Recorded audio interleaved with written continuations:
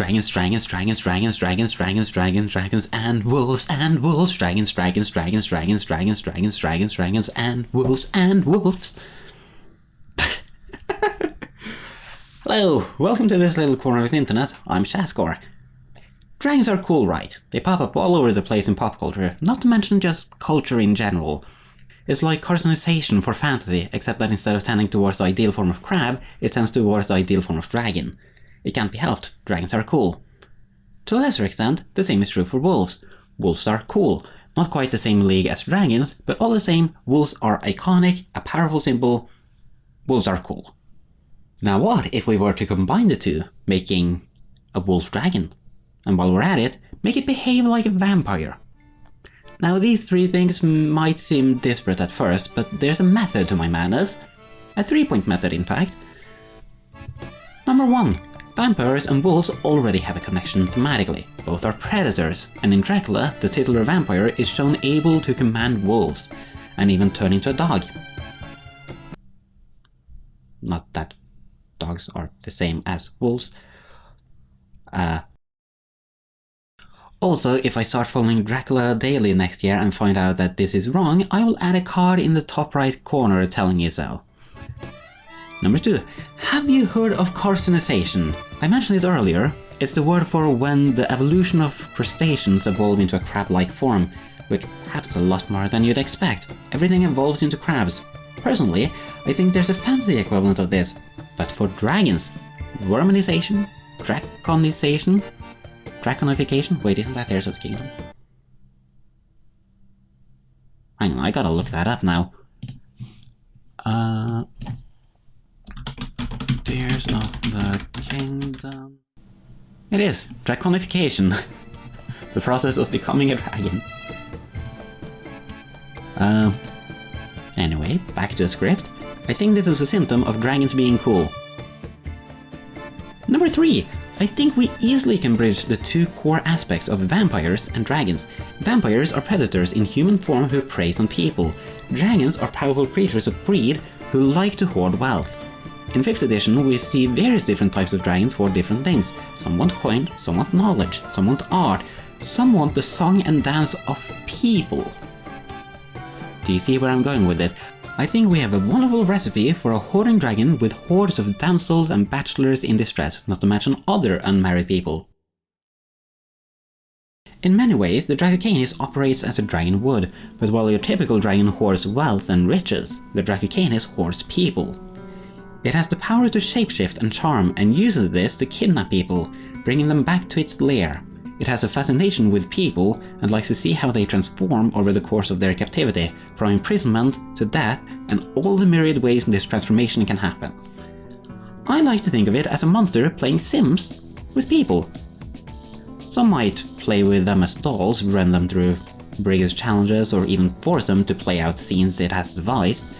The Dracocanis has its fun with its captives until it tires of them, usually leading to starvation from neglect.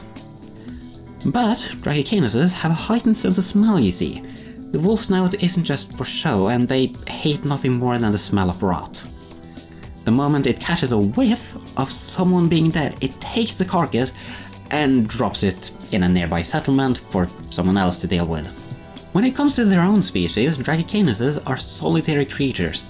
They only seek out another to briefly mate before going different ways again. They don't even bother to raise their own, instead they abandon litters of Dracocanis puppies in the wild. At this point the draconic traits have yet to manifest and they merely look like regular wolf puppies. Oh, how cute. At this point they rely on manipulation and empathy, to be taken in by a pack of wolves or some other creatures, and nurtured until they are strong enough. Once they grow wings and have enough power, they strike out on their own. Living on peaceful terms is unlikely. But how exactly does it go about kidnapping people? There's a simple method, but something Dracocanises must consider is its tail. You see, at all times there is a flame at the tip of a Dracocanis' tail. Try saying that 5 times fast. When the Dracocanis flies overhead, it gives the appearance of a shooting star. Many would think of shooting stars as an omen of good things to come, but it's quite opposite for those accustomed to the Dracocanis. Seeing a shooting star, villagers in such settlements will run and hide inside, and remain paranoid of everyone, lest they turn out to be a Dracocanis in disguise.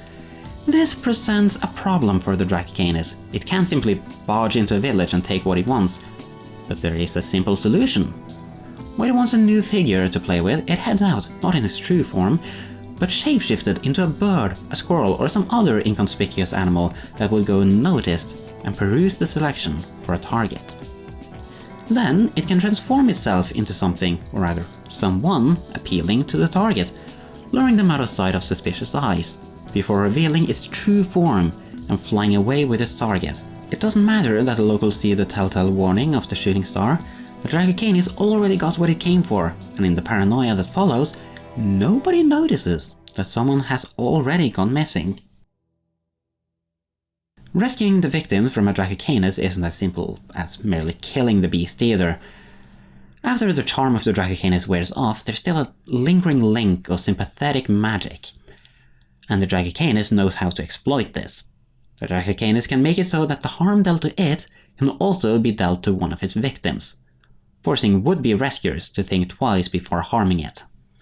This only works as long as the Dracocanis stays near a victim, so if the two could be separated, the Dracocanis can be safely attacked. However, the Dracocanis knows this and will seek out its victims if threatened. There is a special type of Dracocanis called a suitor, and you could say this kind of Dracocanis loves its victims, if you're willing to debase the word love.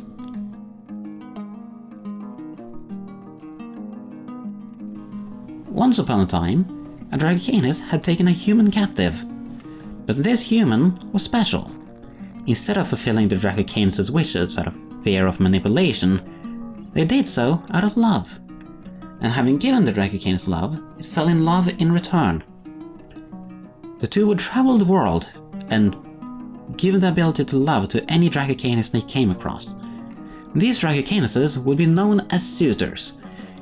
Now, if you're wondering what the deal here is with a human giving the ability to love, I will explain more when I get around to the video on the Hanifs. If I've already made that video, there should be a card in the corner. Still, calling what these suitors do love is dubious at best.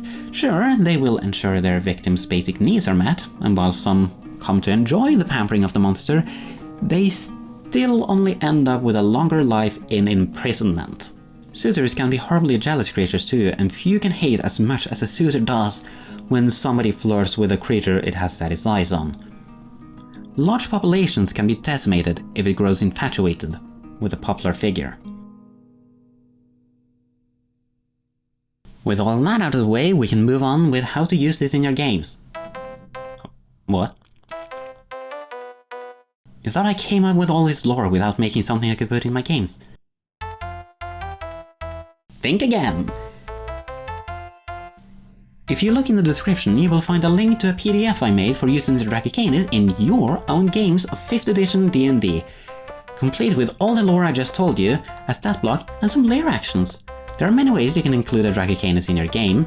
Maybe your party needs to speak with an important NPC, but they've been kidnapped, oh no! Maybe a politician thinks they're being framed for a string of murders, but it's actually a jealous Dracocanis. Maybe the party comes across a puppy in the wilderness and feel inclined to take care of it. And then it grows into a Dracocanis. Maybe a Dracocanis has set its eyes on a party member and becomes a reoccurring villain, setting Team Rocket-like traps to capture them. I think the Dracocanis' sympathetic link should prove a more interesting alternative to your typical legendary resistance. I have also included an optional rule for weaponizing the sympathetic link against the Dracocanis. So, if you want to go and have fun with that, you can do that. Heck, if you don't feel particularly attached to the wolf aesthetic, you can just use this as a stat block for a dragon that has completed a ritual to move damage onto its victims. Do whatever you want, I'm not gonna stop you. All I hope is that I can make your games slightly more interesting, if not fun. On a more serious note, this monster might hit a bit too close to home for some players. Be sure to communicate with your group and be considerate. I designed this with the intention of it being a fun monster for players to meet and or fight as their characters, not to force players to relive the worst parts of their life when they sought escapism. If you think this monster could be a problem for one of your players, talk with them and include them in the decision for if and how it would be okay to use this monster in your games. So yeah, that was the Dragocanis.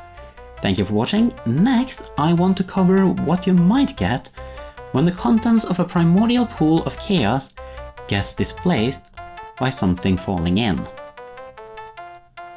See you next time!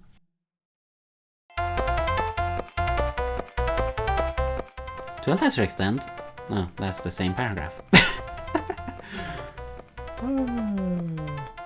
Why is it spelled differently there from before? I don't know. Nurtured until they are strong enough.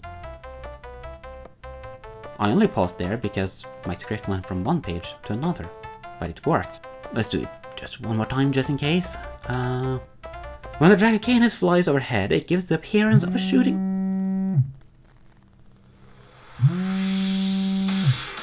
Very well then! Seeing a shooting star, villagers in such a... Seeing a shooting star... Why am I such a fan of writing with alliteration? It's not fun to speak when you're not prepared. My knee hurts. Gotta move the pillow closer.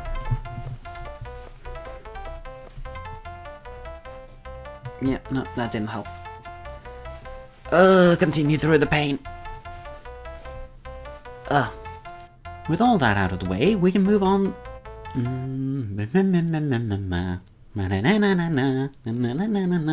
Christmas in July. Own games of 5th edition D&D. Am I allowed to say D&D? My stomach thinks so. Jealous Dragocanis. Jealous Dragocanis. That was fun to say.